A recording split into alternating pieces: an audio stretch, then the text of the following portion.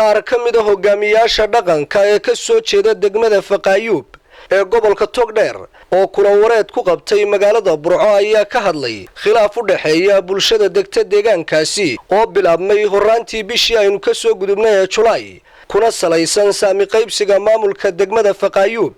oo ka mid ahay degmooyinkii u dhawaan magacaabay madaxweynaha Somaliland waxaana ka hadlay shirka jaraa'id xubno ay ka mid ahaayeen Caaqil Saleebaan Xaaji Cawad Caaqil Xasan Xaaji Cabdi Abakar Caaqil Maxamed Xaaji Cawaale Axmed iyo oday Siciid Xaaji Rooble Cartan waxaanay tilmaameen in loo baahan yahay maamul loo dhan yahay si horumar loo gaadho waxaana ka mid ah hadaladoodii degmada Faqaayuub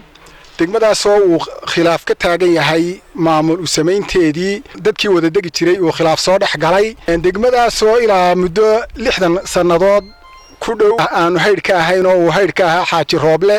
markii ugu horeysay marxigeenkiina uu Jaamac Xaaji Rooble oo halkan midigtayda fadhiya uu ka ahaa hayd in khilaafka aanu ku dhamayno si nabadgelyo tolimaa uu gacanta ku hayo khilaafkeedii gudoomiyaha gobolka Togdheer Maxamed Aadan arinta ayaa misana waxa campaign badani uu kaga socdaa magaalada Hargeysa oo beelihii wada degi jiray garabkii kale uu ka wada campaign ay doonayaan in maamulka aan la wada socon oo kala gaar ah ay ku sameeyaan waxaanu leenahay maamulka cid gaar ah ay wadataa waxba fiici maayo aan ka wada tashano hal isugu yimaado oo aanu ka codsanaynaa madaxweynaha wasiirka arrimaha gudaha wasiirka madaxtooyada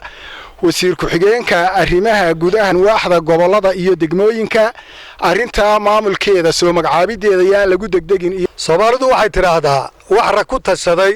ninma oran waayo waanu soo dhawaynaynaa waa kana mahadnaqaynaa inay degmo hesho oo la siiyo oo loo garto waa tuulada Faqaayuub ee imika degmada hesho waa degmo waa cid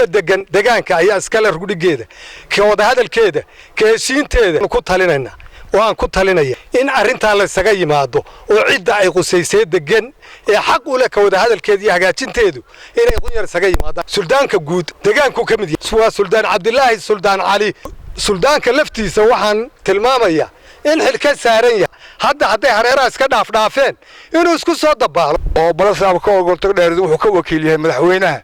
iyo wasiirka arrimaha gudaha hawshan saa gacanta ku haya anagu wuxuu noo xilsaaray inuu hawshan halkan si nabadgelyo iyo asxaafagana ugu dhamayno sidii baanu ku fadhinaa ku sugaynaa waxaanu maqmaqlaynaa in wasaaradda arrimaha gudaha la qoriyeynayo loo tagay wasiiradii iyo wasiir ku-xigeenadii in gaari ay doonayso inay iyadu ay hawsheeda dhamaysato si gaar ah dhamaysato taasna wax suurta galaya maaha waan raacsanahay waxa la wixii horumarina ee laga qabanay degmada Faqaayuub aanu ka hadlaynaa degmadii Faqaayuub oo bishii hore horaanteedii uu madaxweynaha jamhuuriyadda Somaliland uu magacaabay maamulkii meesha ayaanu nahay ragii hayn jiray baanu nahay ragii haydka ka ahaan jiray baanu nahay haddana ka ah khilaaf baa beelihiisu wada deganaa meesha soo dhex galay waxaan ognahay in markii halkan lagu heshiin waayay rag Hargeysa u yaacay oo doonaya baabal khiyaano inay maamulku soo magacaawdaan dantu waxay ku jirtaa dadka deegaanka oo heshiiyo ku heshiiya Ali Daahir Maxamed Boos TV-ga caalamiga Universal Burco.